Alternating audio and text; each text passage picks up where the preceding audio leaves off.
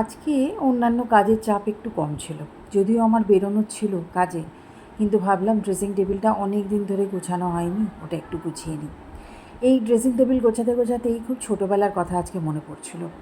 আসলে জানো, ছোটোবেলা আমরা ভাই বোন মানে যৌথ ফ্যামিলিতে ছিলাম তো।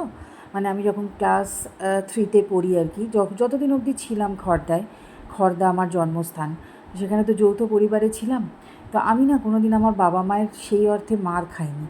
মানে মার কাকে বলে, মার খাওয়া যেরকম এখন বাচ্চাদের শাসন করতে বাবা মায়েরা শাসন করে, তো ছোটোবেলায় জানো তো আমি খুব আদরের ছিলাম। আমার বাবার তো আমি ভীষণ আদরের ছিলাম। কখনো কখনো আমি বলি যে আমার মা বোধহয় আমার নিজের মাই নয়, সৎ মা। এটা ইয়ার্কির ছলে বলি, কারণ আমার মায়ের সাথে বোনের বন্ডিংটা খুব ভালো। আমার বোনের সাথে মায়ের একটা অদ্ভুত সম্পর্ক আছে, কিন্তু আমার সেই সম্পর্ক ছিল আমার বাবার সাথে, বাবা নয় আপ্পা। আমি আপ্পাই বলতাম, যদিও আপ্পা আজকে নেই আমার সাথে, অনেক দিন হলো চলে গেছে। তো ছোটোবেলার সেই কথাটা মনে পড়লো। একবার স্কুল থেকে ফিরছিলাম, আর স্কুল থেকে মাঠের রাস্তা থেকে আমাদের বাড়ি পর্যন্ত যেতে না অনেকটা রাস্তা, মানে এখন তো ছেড়েই দাও, আমি হাঁটতে পারি না। আমার মা আমাকে হাঁটিয়ে নিয়ে যেত আর বলতো, ও যে পয়সাটায় তুই রিক্সায় যাবি সেই পয়সাটা দিয়ে তুই একটা ডাব খাবি। তো সেদিন আমি মায়ের কাছে খুব 5 স্টারের বায়না করি, ভীষণ বায়না করি যে মা আমায় 5 স্টার কিনে দাও। এবার আমার বাড়িতে সব বোনেরা ছিল, ভাইরা ছিল। এবার মায়ের একটাই বক্তব্য ছিল, তখনকার দিনে তখনকার মতো পরিস্থিতিতে হয়তো খুব বেশি পয়সা তো মানুষের কাছে ছিল না, হয়তো আমার বাবার মায়ের কাছেও ছিল না।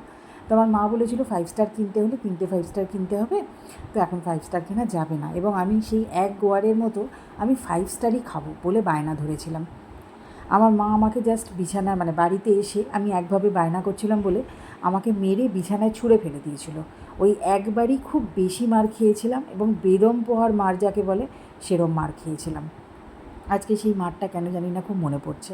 তো যাই হোক, আমার বাবা জানো তো এত রেগে গেছিলো এই মারের পর, আমার মাকে মানে আমার মামার বাড়িতে গিয়ে বলেছিল যে আমার মেয়ের গায়ে যদি আর কোনো দিন হাত দেয় তাহলে আপনার মেয়েকে আপনার বাড়িতে দিয়ে যাব। মানে আমার বাবা আমাকে এইরকম ভালোবাসতো। তো ছোটো থেকে খুব লাড পেয়ারে বড় হয়েছি আর কি, যাকে বলে। তো দেখো, আজকে ছোটোবেলার কথা মনে পড়লো বলে তোমাদের সাথে শেয়ার করলাম। আর দেখো, তোমাদের সাথে গল্প করতে করতে আমার ড্রেসিং টেবিলটাও গোছানো হয়ে গেল। তো চলো, আমার ঘড়িটা না প্রায় 3-4 দিন ধরে বন্ধ হয়ে আছে, ব্যাটারি ছিল সেটা আমি ভুলে গেছিলাম। তো মা এলো সবে মাত্র, এবং আমি মাকে বললাম, মা তাহলে তুমি একটু ওঠো, কারণ আমি না ল্যাডারে বা এই যেতে করে উঠতে পারি না, কারণ আমার প্রচণ্ড মাথা ঘোরে। তো যাই হোক, মা ঘড়ির ব্যাটারিটা পাল্টে দিল। চলো, আজকে ব্লগটা এই পর্যন্তই রাখছি। আজকে খুব সাধারণ খাবার, যা গরম পড়েছে, গরমের একদম আদর্শ খাবার হয়েছিল। গরম গরম ভাত, পাতলা করে মুসুরির ডাল, এখানে ঢ্যাঁড়স আলু পেঁয়াজ ভাজা, আর থোর ছেঁচকি, আর গন্ধলেবুতে একটা মাস্ট। তো এইসব খেয়ে কাজে বেরিয়ে পড়লাম। কেমন লাগলো ভিডিওটা তোমাদের অবশ্যই জানিও। আর আগের দিনের মা একটা ডিম ভাপাও ছিল, সেটাও মা দিয়ে দিল। আজকে এই পর্যন্ত, আবার দেখা হচ্ছে একটা নতুন ব্লগের সঙ্গে। তোমরা সবাই খুব ভালো থেকো, সুস্থ থেকো, গরমে অনেক অনেক পরিমাণে জল খেও, আর নিজেদেরকে হাইড্রেটেড রেখো। চলো, আজকের মতো এই পর্যন্ত, টাটা।